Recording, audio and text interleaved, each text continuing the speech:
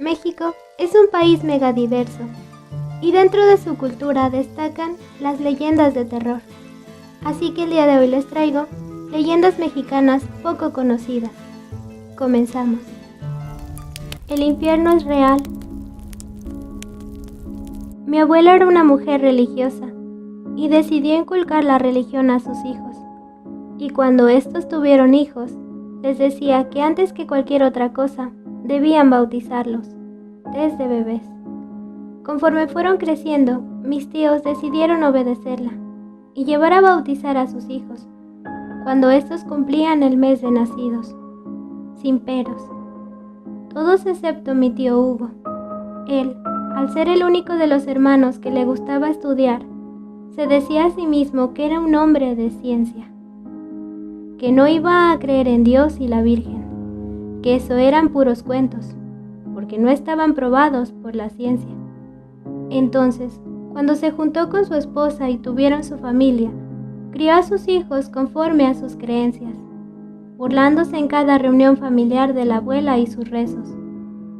Además de que siempre solía ofenderla y decirle que los mandamientos de la iglesia eran tontos y que al dejar de existir uno, simplemente todo terminaba, que el cielo y el infierno eran solo inventos malos del hombre. Mi abuela dedicó gran parte de su vida a hacerlo entrar en razón, pero nunca lo logró. Luego de varios años de que la abuela nos dejara, lo hizo también el tío Hugo. Él cayó enfermo de cáncer de riñón, y ni siquiera en su etapa de agonía se dio ante la posible existencia de Dios. Incluso dejó ordenado a su esposa e hijos que no le rezaran nada en su sepelio y que no le guardasen luto. Ella así lo hizo, pues sentía miedo de desobedecer la última petición de su esposo. Luego de un par de días de haberlo sepultado, la señora llegó corriendo a casa de mis padres y entre lágrimas les confesó que la casa se sentía extraña desde que el tío los había dejado, que el ambiente se sentía pesado y cuando se iba a dormir observaba una especie de silueta parecida al tío que la miraba desde la puerta del cuarto. Además, les platicó que luego de llevar a los niños a la escuela, se había ido a sentar en la sala para ver la televisión.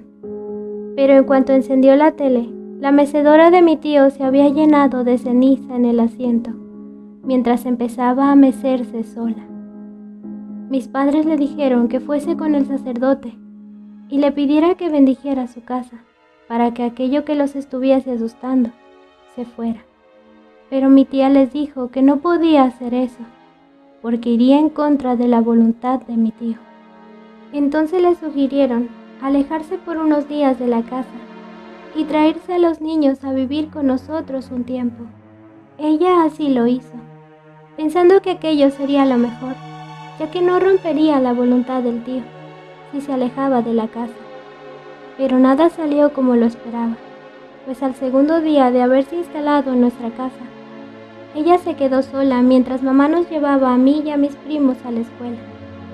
Y en cuanto salió un rato al patio a regar las plantas, detrás del árbol de limón, observó una silueta que parecía ser la del tío Hugo.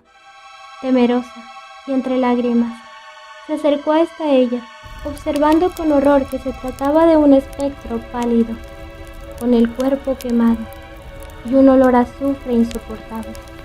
Mi tía gritó aterrada, pero entonces el espectro le habló. Tenía la voz igual a la del tío. «¿Hugo?», exclamó entre lágrimas mi tía.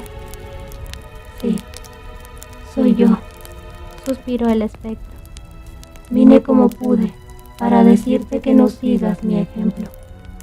Bautiza a los niños y lleven una buena vida, creyendo que Dios existe, porque ahorita yo me estoy quemando todos los días en el infierno». Habló, antes de desaparecer, dejando junto al árbol de limón un montón de ceniza y olor asqueroso a azufre. Aluxes.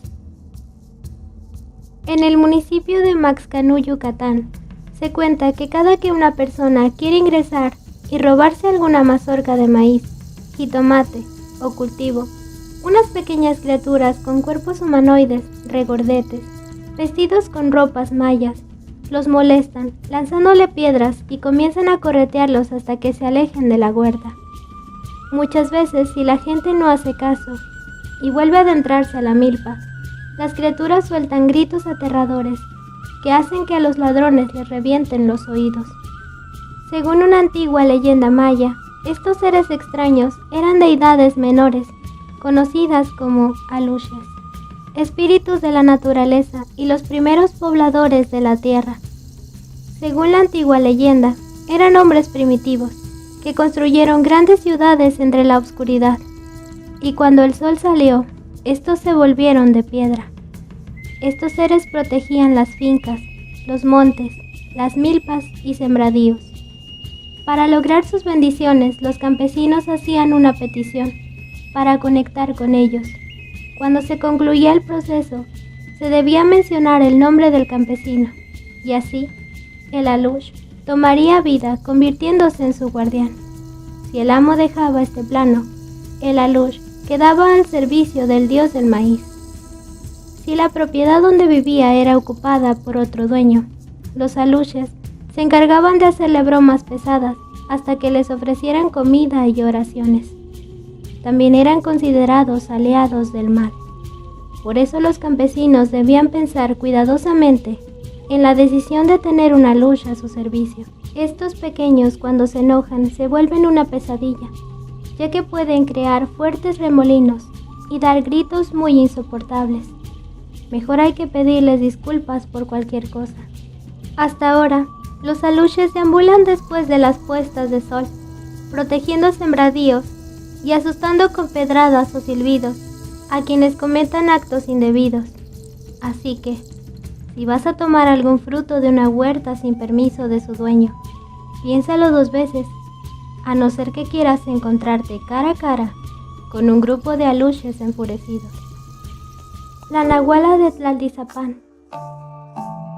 Cuenta la leyenda que en el año 1977, en un pueblo de Tlaltizapán, Morelos, vivía un señor llamado Manuel, con su esposa e hija. Los 3 tenían una vida particularmente tranquila. El señor era un comerciante y la esposa se dedicaba al hogar. En el mismo pueblo vivía una mujer llamada Magdalena. Todos en el pueblo sospechaban que era mala y hacía cosas raras, pero nadie había tenido el valor de enfrentarlas. Todo se reducía siempre a rumores y habladurías en el mercado. La gente contaba que muchas personas del pueblo se acercaban a ella y le solicitaban favores, que solo ella podía cumplir. A cambio de dicho favor, le daban fuertes cantidades de dinero, que rozaban los 1,000 pesos mexicanos de aquella época. En una ocasión, el señor Manuel se topó con Magdalena en el mercado. Ella, nada más verle, quedó flechada por él. Se acercó, conversó amable y le invitó a comer a su casa. Manuel agradeció la oferta, pero terminó por rechazarla, pues él era un hombre casado y amaba a su esposa. Esto a Magdalena no le cayó muy bien. Con una mueca extraña le dijo que entendía sus razones y sin más se fue. Parecía que todo había quedado ahí, pero no. A partir de ese día, las cosas se tornaron mal para la familia de Manuel. Su negocio comenzó a perder clientes. En su tienda no se paraban ni las moscas. La madera de los muebles de su casa se empezó a llenar de moho. Y su hija y esposa comenzaron a contar que eran atormentadas por animales. Un día en que la chica andaba en bicicleta por las calles del pueblo, una serpiente que zigzagueaba de forma anormal se le atravesó e intentó morderla. Esto hizo que la niña perdiera el control de la bicicleta y sufriera un terrible accidente que le costó romperse el brazo y abrirse la cabeza. En otra ocasión, mientras su esposa lavaba ropa, esta observó a una especie de lechuza que se paró sobre su cabeza y comenzó a tirar de su cabello hasta arrancárselo. La mujer también contaba que una rata muy grande se metía en su casa por las tardes y mordía su pierna. Manuel, al no encontrar en su mujer ninguna marca de mordidas, comenzó a pensar que se estaba volviendo loca. Eso, hasta que en una ocasión que volvió temprano de la tienda por la falta de clientes, se encontró con una escena que le heló la piel por completo. Su esposa estaba acostada en su cama, mientras una horrible gallina negra brincaba en su cabeza y la picoteaba con fuerza. Observar aquello hizo que Manuel tomara con furia su machete e intentara cortar la cabeza de la gallina. Lamentablemente, la gallina se movió rápido y el corte que le hizo Manuel fue superficial. Aún cegado por la furia, el hombre comenzó a perseguir a la gallina con su machete y logró hacerle un corte en su ala, arrancándole una parte, la cual, al caer al suelo, tomó forma de unos dedos humanos. Aquello horrorizó a Manuel y a su esposa, cosa que la gallina aprovechó para huir de aquella casa desesperada. Luego de aquel shock, las cosas dentro de la cabeza de Manuel hicieron clic. Ese mismo día mandó a su esposa e hija con su suegra y se encaminó al mercado del pueblo con los dedos humanos que había cortado de aquella gallina. Ya dentro del lugar, de todos los que soltaban habladurías sobre la malvada Magdalena, solo uno fue el valiente que le dijo dónde podía encontrarla. Enfurecido, se dirigió hasta la casa ubicada a las afueras del pueblo.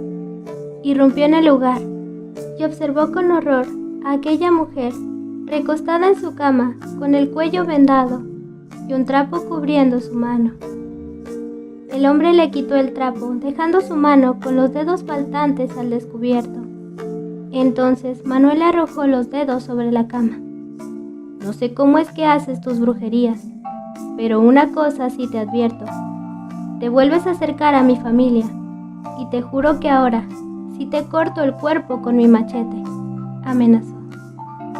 Así como este caso, ha habido muchos a lo largo del país. Comunidades enteras reportan casos de encuentros similares con nahuales. ¿Y tú? ¿Te has encontrado con alguno? Si el video te gustó, no dudes en dejar tu me gusta. Suscríbete y visita más videos del canal. Son contenidos muy parecidos. Yo soy Mimo Búho y espero vernos pronto.